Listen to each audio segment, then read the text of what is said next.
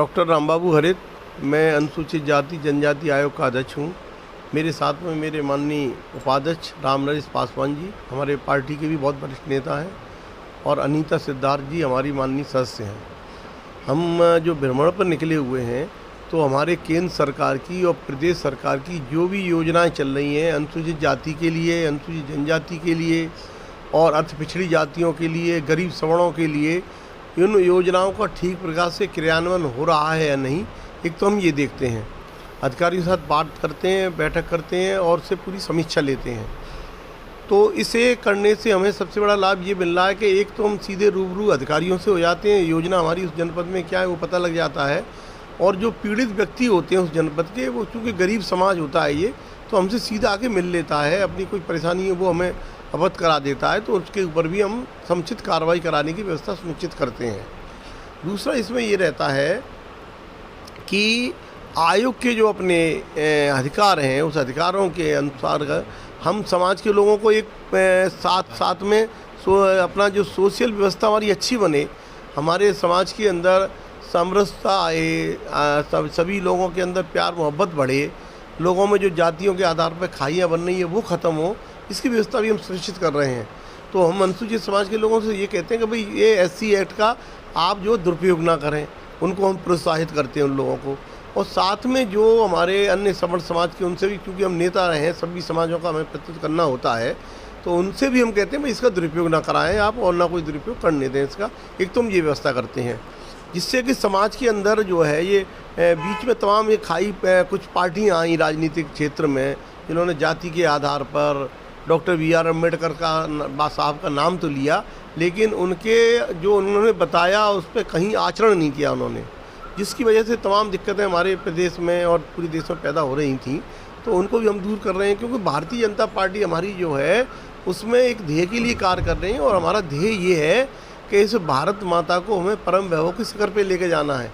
ये संभव जब हो पाएगा जब इस देश का प्रत्येक नागरिक, चाहे वो किसी जाति का हो, कोई भाषा बोलने वाला हो, किसी प्रकार का पहनावा पहनने वाला हो, किसी प्रकार का भोजन करने वाला हो, गरीब हो, अमीर हो, पुरुष हो, महिला हो, ताकतवर हो, कमज़ोर हो, बच्चा हो, बड़ा हो, कोई भी होगा, जब हम उसका सर्वांगीण विकास कर देंगे। इसलिए पंडित दीनदयाल उपाध्याय जी कहा करते थे कि जो सबसे नीचे की सीढ़ी बैठा हुआ व्यक्ति है, हमें उसके चेहरे पे खुशी लानी है, उसे रोटी, कपड़ा, मकान, मान सम्मान, स्वास्थ्य, शिक्षा, ये सब व्यवस्था करनी है।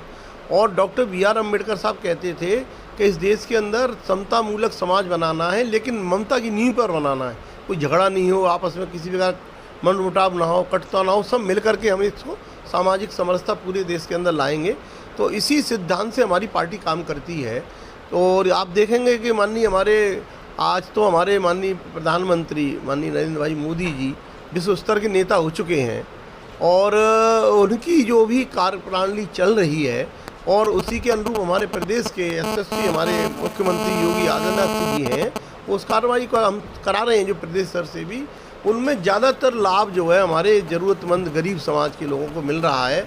हम उसमें अनुसूचित समाज क्योंकि ज़्यादा गरीब होता है, अनुसूचित जनजाति ज़्यादा गरीब होता है, इनको ज़्यादा मिलता है, अति पिछड़ी जातियाँ गरीब होती हैं उनको लाभ मिलता है, और जो सवर्ण है उनको सब देते हैं। जैसे एक मैं उदाहरण देना चाहूँगा कि हमने माननीय मुख्यमंत्री सामूहिक बच्चियों की शादी करना शुरू किया है।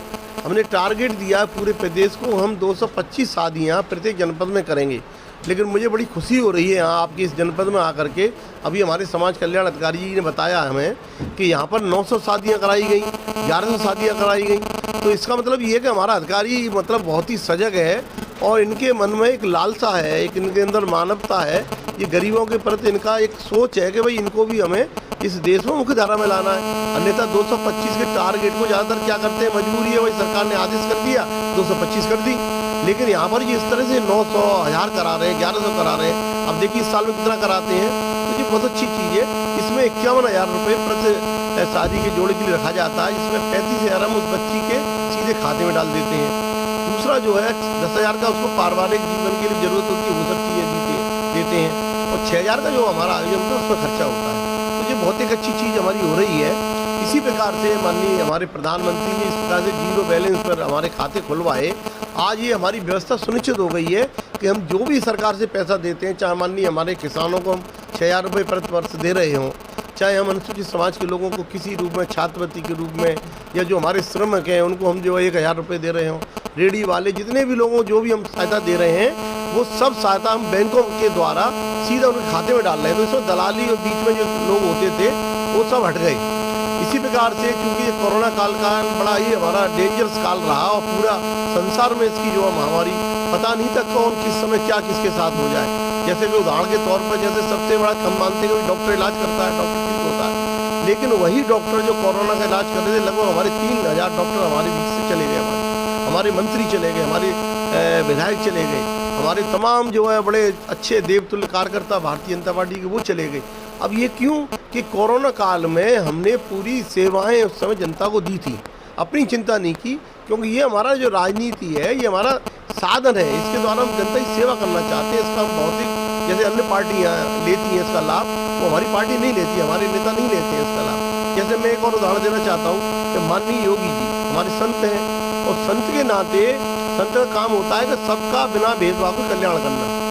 जब उनको कोरोना हुआ, कोरोना के होते हुए भी उन्होंने अधिकारियों की बैठक ली, उसमें सोशल डिस्टेंस रखा, जो एक मेडिकली पॉइंट ऑफ व्यू से जो चीज़ें व्यवस्था करनी वो की, उनको लगातार उनको निर्देश देते रहे हो, जिससे कि ये व्यवस्थाएं पूरे प्रदेश में ठीक चले।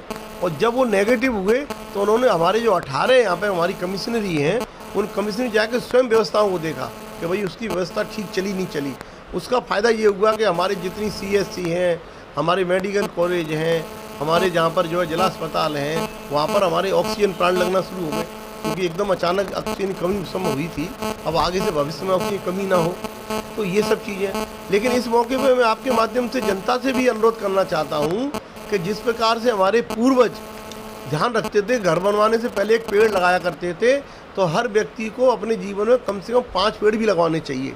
जब आदमी की मृत्यु होती है हिंदू धर्म के अनुसार, उसकी अंत्येष्टि होती है, तो लगभग 2.5 पेड़ उस समय वो अपने साथ लेके चला जाता है। तो उसकी जिम्मेदारी होती है कि 5 पेड़ लगवाए, और जब पूरा पेड़ सब लोग लगवाएंगे, पेड़ों का काम क्या होता है, ऑक्सीजन देते हैं। हमारा काम क्या होता है, ऑक्सीजन लेके हम जिंदा रहते हैं। हम ऑक्सीजन की जगह कार्बन डाइऑक्साइड निकालते हैं, वो कार्बन डाइऑक्साइड पेड़ों में काम आती है। ये प्रकृति का इकोसिस्टम है, तो इकोसिस्टम भी हमारे बनाना है। अब इकोसिस्टम बिगाड़ने की वजह से भी तमाम दिक्कतें में आ रही हैं, तो हम चाहते हैं जनता इसमें भी सहयोग करे।